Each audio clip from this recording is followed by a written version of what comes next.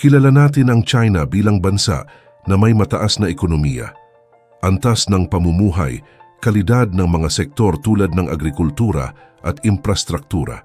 Isa rin ang bansa na ito na may malaking ambag sa teknolohiya at komersyo.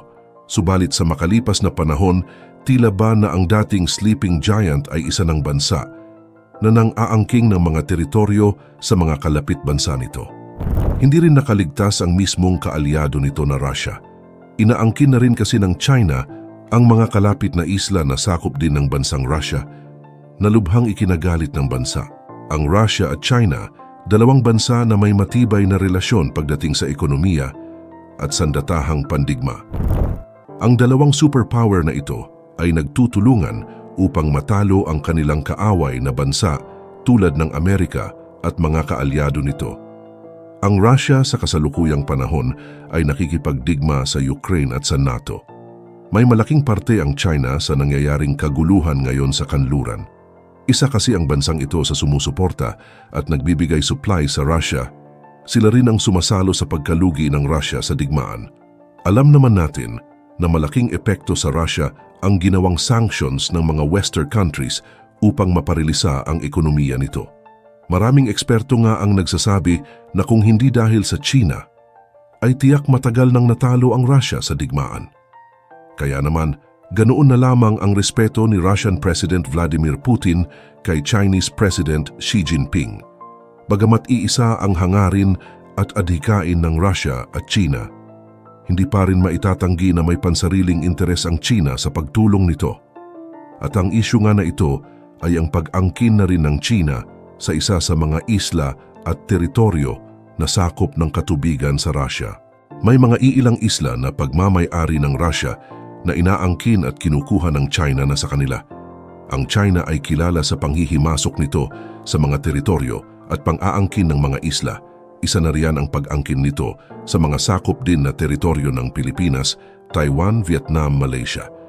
Ayon kasi sa China, ang kanilang 9-dash line o ang sinaunang mapa na kanilang pinaniniwalaan ay nagpapakita kung gaano kalawak ang kanilang sakop. Subalit ang mapa na ito ay walang matibay na rason para sakupin ang buong katubigan. Sinasabi rin ng mga eksperto na gumagawa lamang ang China ng sarili nitong mapa upang maging valid ang pangunguha nito ng mga isla.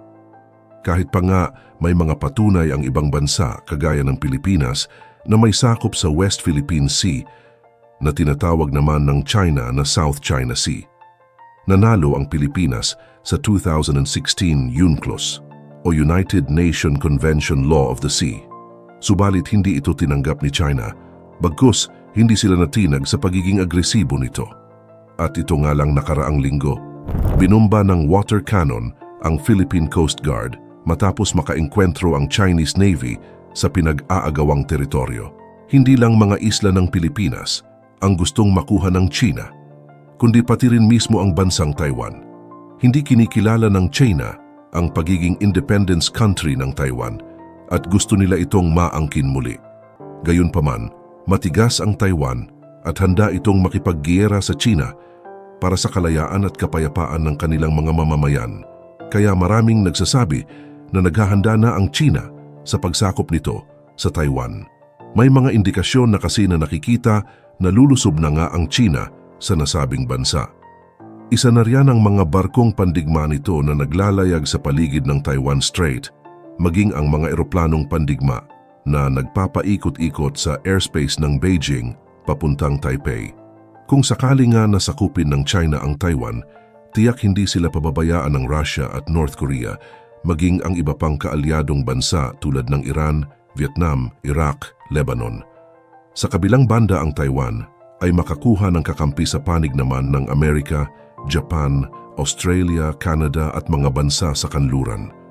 Kung magkataon, magaganap na nga ang ikatlong digmaang pandaigdig. Marami ring nagsasabi na eksperto na kaya mahilig mang-angkin ng teritoryo ang China ay dahil unti-unti nang lumulubog ang ekonomiya nito. Kaya naghahanap ito ng mga isla na mayaman sa natural resources.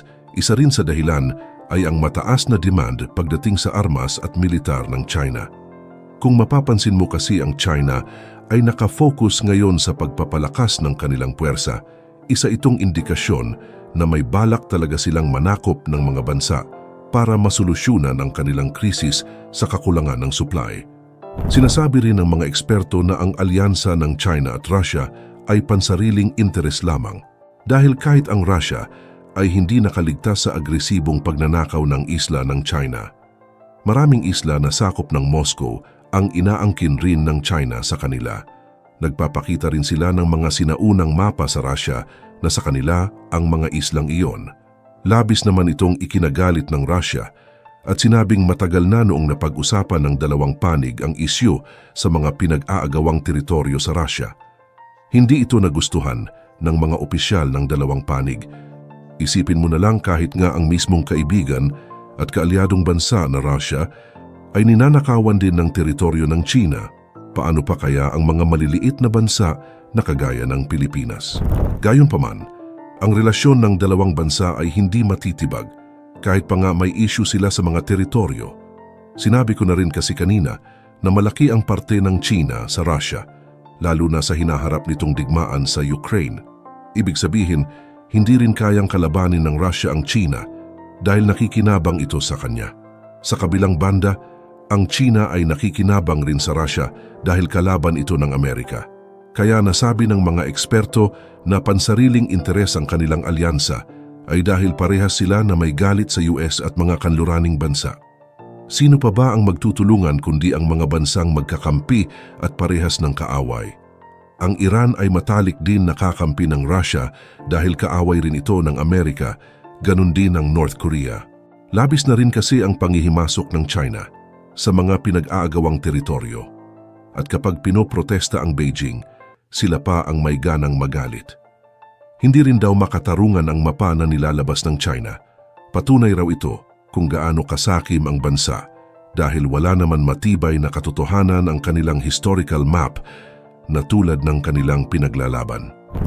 Ang paglalathala ng isang mapa ng China ay nagdulot ng kaguluhan sa ilang mga bansa sa Timog Silangang Asya, kabilang ang Malaysia, Pilipinas at Vietnam, na lahat ay iginigiit din ang kanilang pag-angkin sa mga tubig na pinakamalapit sa karagatang Pasipiko. Noon pang 2016, nagpasya ang isang internasyonal na tribunal na ang mapa na ipinakita ng China ay walang legal na batayan para sa kanilang pag-angkin sa teritoryo. Gayunpaman, pinili ng Beijing na balewalain ang desisyong iyon at magpatuloy sa pagpapanatili ng pagiging lehitimo ng paghahabol nito. Ayon sa Law Institute na nakabase sa Sydney, ang mga maimpluwensyang bansa tulad ng China ay gumagamit ng mga walang kabuluhang bagay tulad ng mga pambansang mapa upang patunayan ang kanilang kapangyarihan sa rehiyon. Subalit isa itong pagkakamali dahil kung kasaysayan mismo ang pagbabasehan walang karapatan ng China sa mga inaangkin nitong teritoryo. Sa madaling salita, sila mismo ang sumisira sa kanilang kasaysayan. Ang mga mapa na ito ay nagsisilbing paraan upang igiit ang impluensya sa pinagtatalunang teritoryo. Ang mga pagtatalo sa South China Sea o West Philippine Sea ay nagpapatuloy sa loob ng maraming taon na kinasasangkutan ng magkakapatong na pag-angkin mula sa maraming bansa. Ang mga isyu sa soberanya ng teritoryo, kontrol sa mga mapagkukunan at mga karapatan sa pag-navigate ay patuloy na pinagtatalunan kung saan ang bawat partido ay nagtatanggol sa kanilang sariling mga interes. Noong nakaraang taon, buwan ng Agosto, labis na nagprotesta ang Pilipinas dahil sa ginawang pagbomba ng China ng water cannon sa mga Philippine Navy na nakadestino sa BRP Sierra Madre. Isa itong sasakyang pandagat ng Pilipinas na sinadyang ipasubsob noong ikalawang digmaang pandaigdig upang maging bahura sa West Philippine Sea. Ito ay pagpapakita na sa atin ang katubigang iyon. Inakusahan ng Pilipinas ang China na gumamit ng mga agresibong taktika patungo sa Sierra Madre, kabilang ang mga pagtatangka na putulin ang mga supply sa mga sundalong nakatalaga doon. Sa kabilang banda, iginiit ng China na ang mga aktibidad nito sa land reclamation sa iba't ibang bato at bahura sa South China Sea o West Philippine Sea ay nagbibigay ng maritime entitlements at nagpapalakas sa pag-angkin sa teritoryo. Ang pag-aangkin na ito ng China ay isang mahalagang punto ng pagtatalo sa mga kalapit na bansa, kabilang ang Pilipinas. Sa kasalukuyang taon, labis na minamadali ng China ang pag-aangkin ng mga teritoryo sa kalapit na bansa, kahit pa nga ang Russia. Kaya nitong ika-16 ng Mayo ay tumulak si President Putin sa Beijing upang pag-usapan ang mga bagay-bagay, kabilang na rin ang isyu nila sa mga islang pinag-aagawan. Ang 2 araw na pagbisita ni Putin sa isa sa kanyang pinakamalakas na kaalyado ay pagpapakita na matibay pa rin ang kanilang relasyon sa China, habang ang mga puwersa ng kanyang bansa ay nagpumilit ng opensiba sa hilagang silangan na rehiyon ng Kharkiv ng Ukraine. Binigyang diin ni Putin na simbolo ng pagbisita ang lumalaking partnership sa pagitan ng 2 bansa na parehong nahaharap sa mga hamon sa kanilang relasyon sa US at Europe.